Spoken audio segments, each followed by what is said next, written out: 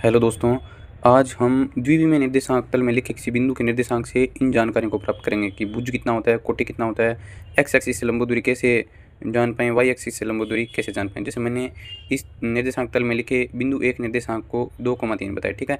तो निर्देशांक को हमेशा इस फॉर्मेट में लिखते हैं, छोटा ब्रैकेट लगाते हैं एक्स कोमा वाई। तो एक्स का मान कितना हो गया इधर 2 और वाई का कितना हो गया 3।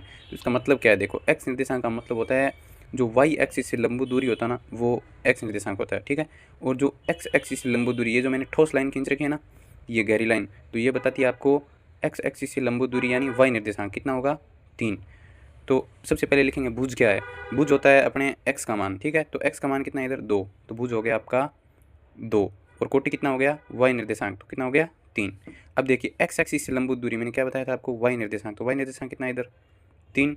और वाई एक्सिस से लंब दूरी कितना है एक्स निर्देशांक मतलब 2।